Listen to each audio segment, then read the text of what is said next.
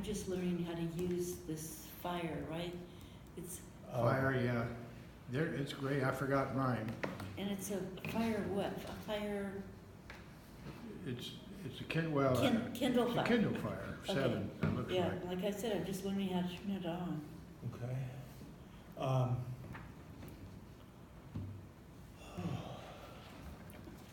So we're starting with 14 today. Yeah, that's We covered 13 last week and talked about a number of the parables, and also did the introduction of the parables last week. So the next little section in 14 shifts and talks about John the Baptist being beheaded. Yeah, I'll turn mine off too. Any thoughts on that whole segment of the first part of 14? Do you have anything they got out of the reading of it? I haven't read ahead, I apologize. Okay, no, that's fine. it was Herod's daughter, right? Yeah, this is the Herod's daughter thing, and Herod's daughter was given a gift by Herod. Right. That she could pick whatever she wanted, and she decided that she wanted his head, John the Baptist's head. But he kind of asked for it in a way because he was after her. He picked on her and Right. told her all the immoral things she was doing. And Right. Well, of course, he wasn't very moral as himself after marrying his brother's wife. oh, you're talking about Herod? Herod. Yeah, no, I was talking about John. Oh, John. Okay. Yeah, John. Oh, John was all over him. Yeah. Yeah, he was over all of them, but Right. but especially her. She just said, I'm up to here. That's it. Yeah. You're out of here. Yeah. So it was actually Now, was this his daughter or his wife's daughter? Never did understand The that. wife and mother colluded, but Oh, right. Okay. I don't know if that was a birth mother or not. Yeah. You know, this first sentence, it's saying that John the Baptist was raised from the dead. I was not aware of that. Is that John true? the Baptist? No, not Well, No, that. that's says- Lazarus. Well, it says, this is John the Baptist. He has been raised from the dead. Where is that? What? Matthew 14. Am I in the right place? Or Matthew 14. 14. I'm on page Matthew 14, and then what's verse? 14. 14. Okay, let me show you where I'm at. Right here. Oh, okay. This is the. You're talking about feeding the 5,000 there, down that far. No, she's at the beginning of 14. That's chapter 14. Okay. Okay, and then what was it? The very first sentence. Okay. When Jesus heard the reports, he said to his attendants, "This is John the Baptist. He has risen from the dead. That is why miraculous powers are at work in him." I don't know. I've never run across Well, that. Never really. I'm glad that I'm not the only one. Yeah. Matthew 14. So Barclay says there's a couple different issues here. One is John himself. Herod was concerned that John had two faults. He was too popular with the people, and then one of the historians, Josephus, tells a story about the death of John and says that the crowds just adored him, and Herod didn't like that. Herod basically thought he was basically being usurped by John's popularity. And then the other, of course, is what you mentioned, Bruce, which was he did nothing to endure any favor, Right. because he all he did was Criticized. complain and criticize. But he also preached that the true Messiah was Christ. Right. Yes, he And did. Herod just absolutely curled what Herod had left. Right. He lost. Okay, so it is Salome is Herodes's the new wife's daughter, who's about 16 or 17. So it was Herodias that which was the brother's wife that he Right. sold away. And she was very vindictive, so she was the one who put the daughter up to, he was doing that as the, Yeah, when the, after she danced for Herod, right. then she said, well, you can have pick anything you want, she'd pick a bottle, a gift or something, Mm-hmm. and she said, I want his Herod's- head, John's head. John's head, yeah. Yeah. So, okay, let's move on. The feeding of the 5,000. So there's a section here. When Jesus heard what had happened, he withdrew in the boat privately to a solitary place. Hearing this, the crowds followed him on foot from the towns. When Jesus landed, he saw a large crowd and compassion on them and healed their sick. As evening approached, the disciples came and said, This is a remote place, and there's already getting late. Send the crowds away so they can go to the villages and buy themselves some food. Jesus replied, They do not need to go away. You give them something to eat. We have only 5 loaves of bread and 2 fish, they answered. Bring them here to me, he said. He directed the people to sit down in the grass, taking the 5 loaves and the 2 fish, and looking up to heaven, he gave thanks and broke the loaves. When he gave them to his disciples, and the disciples gave them to the people, they all ate, and they were satisfied. And the disciples picked up 12 baskets of broken pieces that were left over. The number of those who ate was about 5,000 men, besides women and children. So the whole idea of feeding 5,000, That's right. It's really a it was lot just more. a lot more than probably double that or more, Yeah, since they don't count women and children. right. To get a Kleenex to show up right there. So, anything interesting there we want to talk about? If I have a thought on that? Well, have you guys, has anybody been to Israel? I'm sure lots of people have been to Yeah. Israel. I haven't been. I don't think you've been. Okay, we have. I know. Yeah. And we were on that hill that they think Uh-huh. this happened. Right. And it's just one of those gentle, rolling little, Mm-hmm. hill. It's not a mountain. But it could, 5,000 double or triple that would just take over the whole Right. thing.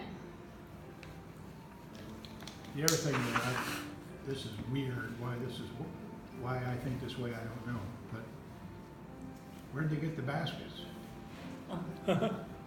Well, Because remember, read most of it in my mind, I said, okay, how are you gonna, it how's started. that bread gonna get out there? What's the Yeah. distribution system? All right. Well, it's the baskets, and they must have broken it, and as they broke it, it just never quit. Like a filling up rock the baskets concert, or you just something throw like it that. over your shoulder. I'd love to see that. Yeah. One of the things that we talked about previously was that you need to put yourself in the place and the time. And what they said was that when crowds are around, people they have their snacks with them. They bring stuff with them. Mm-hmm. People weren't there. That's true. They weren't there with nothing. They would have typically brought some water. They would have brought something to eat, some kind of snack. Some kind of food for the grouping as they were out and about. Just like we do today, we go someplace, we may not bring a whole picnic lunch, but we'll put a snack bar in our pocket, or loaf of bread, or or some water or wine or something to take with us. So what Barclay's pointing out is part of this could just be the analogy for giving something small to eat. Okay. Like the Last Supper idea, where you just take a bit of bread, a bit of wine, and then you're satisfied. So it doesn't necessarily mean that they ate a 5-course meal or had a big meal. They had something to eat, and it was more symbolic than anything else. That's one interpretation of this. The other interpretation is it's truly American. That's what a lot of people want to believe, and that's fine. We can believe that. But you don't have to believe that. There's other interpretations of the same message. So. What did Hamilton say about that? Well, that was what. I can't remember. I don't remember Hamilton discussing that specifically, but he did talk about some of the miracles again, were interpretations, and I didn't bring Hamilton with me, I but, didn't either, I know I'm using. but that's why I brought that up, that this is not necessarily, all these things that they're saying, some of the things you can believe, or you don't have to believe, but you can believe that what the meaning is, that he was compassionate for the people, and he wanted to do something for them, and he did show them. Now, how you fill 12 baskets from 5, Or get it out. or get it out, you know. But the thing is interesting is that it wasn't just Matthews that wrote about this. Right, well, I it was think also Luke wrote about Luke it wrote too. about it too, yes. So it had to be impactful for Right. both of them to pick that up 60 Right. years later when they Yeah. were writing this. Yes. Let's see.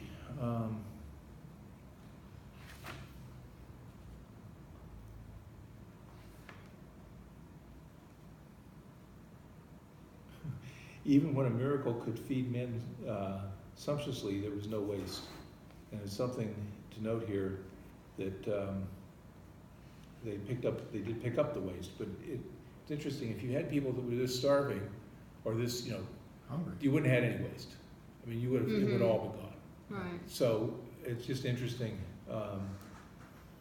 Well, They you know, don't the tell you way, about, they don't tell us our volume of baskets. They don't tell you yeah, the way this is written here, it's more like it really was a miracle, because he was gonna send, the disciples were gonna send everybody into the villages to buy food, but Jesus said, they need not go away. You Right. give them something to eat. And then, so, I mean, that implies, well, and then they replied, we have nothing here but 5 loaves and 2 fishes. And he said, bring them here to me. Then he ordered the crowds to sit down on the grass. Taking them, he looked up to heaven Right.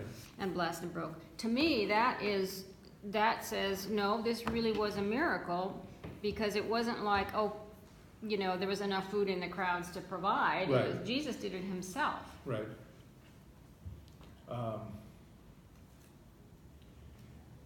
What Barclay points out is that many people see this miracle as a sacrament, and it's a sacrament of blessing your food and sharing it, and how much was shared isn't really clear. So that's fine. But the other thing was they said if 5,000 men and the equivalent of women and children all scattered and went to these little villages that had very small populations, which was around there, they would have been food to feed them. Right. Okay, so and most people when they're out and about know what they have. I mean, they don't just walk out in the desert or out in this what the desert is. It's deserty. It's deserty. Okay. Yeah. It's like Lake Mead. Yeah. Okay. Sea of Galilee is Yeah. like Lake Mead. Yeah, it is. But he also notes that, but a lot of people are selfish, and if they brought some food, they weren't going to share with them. So here he was sharing what little the disciples had with everybody. So it was shared. And again, no matter how we understand the miracle, there's one thing: Christ was there, and the weary felt rest, and the hungry soul was fed. So that was the message that Barclay pulls out of this. Jesus wanted them to stay. He had something to tell them. Right, So yes, he he don't didn't let want them them go to- back to the village. Yeah, so Keep don't let them here. scatter. Yeah, Yeah. we've got a message we're going to deliver. Right. Okay. Are there 12 baskets because they're 12 disciples? Is that, what is the significance of the 12 baskets? I don't know. It wasn't picked up I see particularly. that there's a footnote here, 21, but I don't see the footnote anywhere to explain that. There's nothing on this one. Yeah, I don't have this on my Bible. Okay. You said there's a footnote on yours. Yeah, right here it says that there's 21, but I don't see 21 anywhere. Have you? Thank you. See, I'm working off of my little Bible. Are you sure that's not verse 21? Well, Where are you looking? okay, I'm on page 15 at the end of feeding the 5,000, the second to the last sentence. There's a little 21 right there. Oh, that's verse 21. Oh, I'm sorry. Yeah. Thank you, that helped. But the question remains the same. I was wondering, why 5 to 12? I just go, why?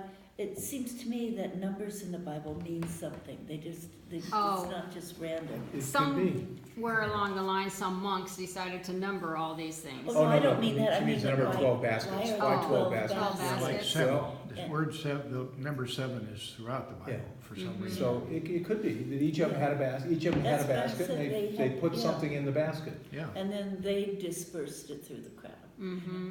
That makes Yeah. sense.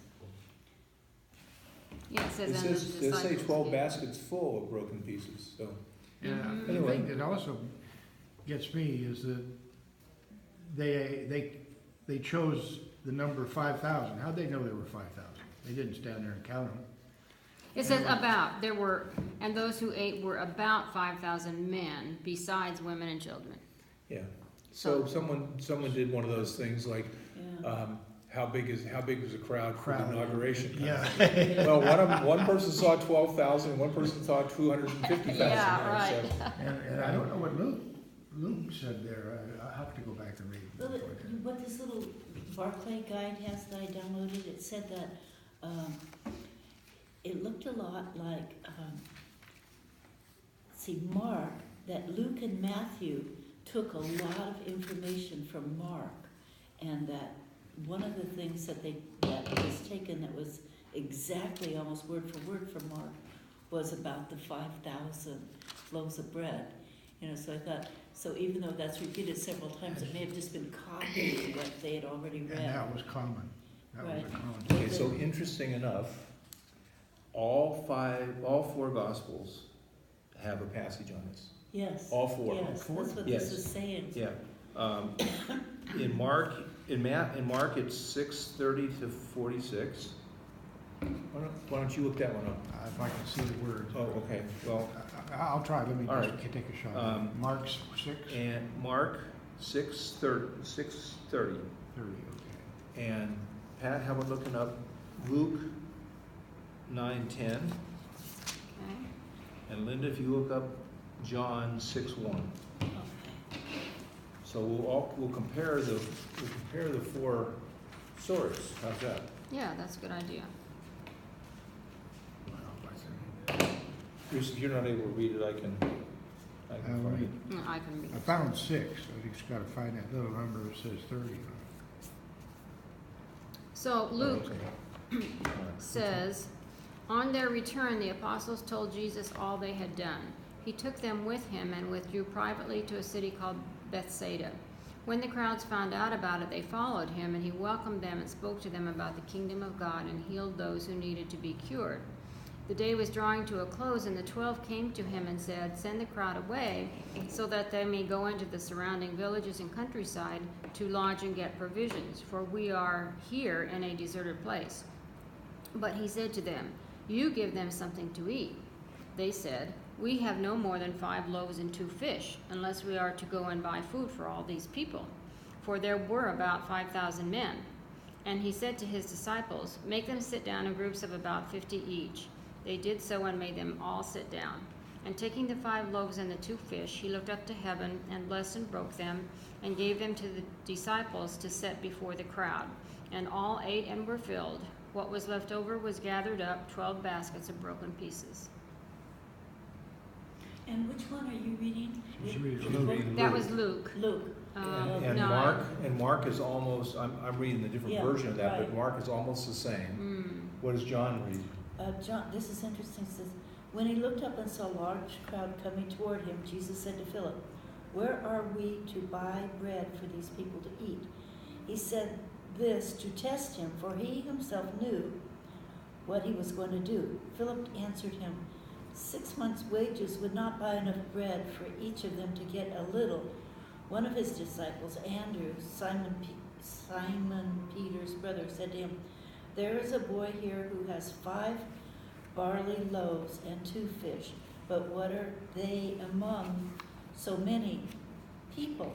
Jesus said, make the people sit down. Now there was a great deal of grass in the place, so they sat down, about 5,000 in all. Then Jesus took the loaves, and when he had given thanks, he distributed them to those who were seated.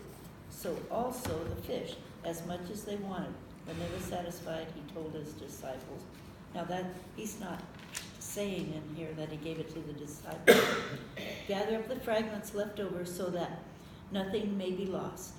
So they gathered them up, and from the fragments of the 5 barley loaves left by those who had eaten, they filled 12 baskets. When the people saw the sign that he had done, they began to say, "This is indeed the prophet who has come into the world." And Mark is very close to that. The only difference was I noticed that Mark says it was eight months worth of wages. Oh, Instead of 6 months. interesting. So, every of them has a little bit of different flavor, a little bit of different detail that's provided. Matthew probably has the least amount of detail Yeah, he does. of all of them. Yeah. What, Um, what But Mark Barclays, was first, right? Mark was recorded first. He was about Yeah. 60 years out. Right, right. and then I think it was Matthew. What Barclay offers as an explanation is that that Matthew and Luke improved on Mark's by clarifying details, Uh-huh. by clarifying things that may have been in their mind wrong or not quite right. And so that would be, in his understanding, more accurate. That the Luke version would be the most accurate, is according to him. Yeah. Scott, is choir practice starting at 9:15 or 9:30? I go at 9:30. I don't know whether they're doing some things now. I can So- hear the flute, Yeah. so it might be just Debbie. Yeah, I typically am going out at 9:30 to do the anthem practice. So the next, anything else on this? I think we've covered it. We've worked on Yeah. It's interesting, I didn't know until today that it was that important, that all of them Yeah. recorded that event. Right. Sometimes it's scattering, Right. you need a matrix to see where Yeah, and that's the nice thing about this little Bible, and that's one of the reasons I carry this one, Yeah, is it's got the matrix it's in the got the back. matrix in there, yeah. It's called Harmony of the Gospels. Yeah. It's got all of them. And that one is amazing that something happened. Right, Exactly. right, and it happened well enough that people felt it was needed to be covered. Right. Well, what is the Bible that you're using there? Oh, it's a new international version, but it's a pocket-sized edition, and it's got these tables in the back, which includes a harmony of the gospel. Right. Those are great. Yeah, and miracles and parables. It's got a listing of all the parables and each where they occurred. And Oh, I what the like difference that. That's one of the things I like about having it on a computer is you could look up something Yeah. really fast. Yeah. So this is what it is. Somehow I'll get this down here, I'm sorry. That's okay. Now I'm gonna say it. Holy Bible, pocket-sized edition, New International Version. And then is the publisher Holman? Yeah, Holman, Okay. Nashville. Thank you. But I'm sure other Bibles will have the same kind of Right, thing but in I the like back. the size of that, it could fit into a purse easily. Yeah, the only problem is it's really small print. Oh, yeah. So in my purse, I do have a magnifying glass. Well, I take my glasses off, then I can see close. Yeah, me too. I'm helpless without that thing, without the Yeah. tablet. And, Yeah. well, already, just this morning, I learned so much, just able to read it so fast and easily. So Right. It's it's perfect. taken me a long time to get into technology, but I think that this is gonna help Yeah, me. yeah. So the next section talks about Jesus walking on water. Immediately Jesus made the disciples get in the boat and go ahead of him to the other side, while he dismissed the crowd. After he had dismissed them, he went up to the mountainside by himself to pray. Then evening came, and he was there alone. But the boat was already a considerable distance from the land, buffeted by waves, and because the wind was against it. During the fourth watch of the night, Jesus went out to them, walking on the lake. When the disciples saw him walking on the lake, they were terrified. "It's a ghost," they said, and he cried out in fear. But Jesus immediately said to them, "Take courage, it is I. Don't be afraid. The Lord is with you." Lord, if it is you, Peter replied.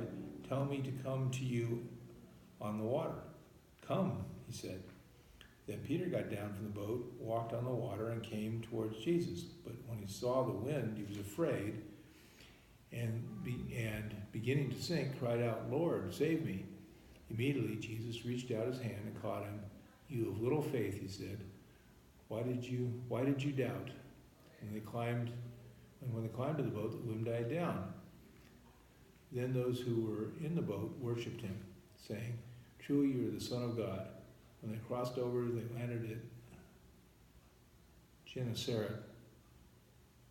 When the men of that place recognized Jesus, they sent word to all the surrounding country. People brought all their sick to them and begged him to touch the sick and let the sick touch the edge of his cloak, and all who touched were healed. So a couple different things going on in this section. Yeah. This little piece here from verse 34, the first time I ever focused on that. There must have been a heck of a lot of healing going on. Yeah. After he got Yeah, there. exactly. Barclay talks a couple of different things about the possible explanations for the walking on water, and that there's a couple of different ways to look at it. First off, it was late at night. It was into the fourth watch, which is the morning, 3 a.m. to 6 a.m. And at that time, when Jesus was walking on high ground north of the lake, he saw the boat clearly. It's difficult knowing exactly what happened. Was he actually walking on the sea? Because there's two different phrases in Greek for on the sea. One has to do with over the sea or towards the sea, and the other one means literally on the water. So, depending on how you interpret the Greek, Right. okay, we've always talked about him walking on water, but how you interpret the original Greek, it could have been he was walking next to the water and the boat was near the shore. Oh. So, But Peter got out. sunk. Peter sunk, but you think about a boat. It depends on how rough the waves are. He's too far out. Yeah, he could have been on the outside, and you could, if you go to the shore, you get a drop off. Right. So Jesus could have been ankle deep in water or Right. something, whereas Peter was waist deep in Getting water. out of the boat. Getting out of the Whoa. boat. Yeah, exactly. And he was okay for the first instant or something, then he started sinking, and Jesus was close enough to reach a hand out. So a lot of times, I know what both Hamilton and I'm finding Barclay's doing, he's trying to, for people who don't want to believe in the miracles, and that takes faith. You can come up with another explanation that makes it still a good religious story, but it's not necessarily Factual. saying we have proof he walked on water. Right. So if you don't want to believe he walked on water, which I do, Mm-hmm. but if you don't want to believe that, you can believe still in what the words say, that he provided faith. He calmed him down. He picked up Peter from being in the water, pulled him back into the boat. So you can come up with a number of different interpretations based on, and that's part of the problem of interpreting the Greek, is it doesn't interpret the Right. English directly. It's always a problem. Yeah. Well, with that explanation, if we chose to accept it, Right. how would that alter the significance of Jesus saying, "You have little faith"? I'm thinking that if it was just a matter of the edge of the shore dropping down, it takes away the significance of Jesus saying, "Walk on the water, and just believe in me that that you won't, you're not going to die or sink."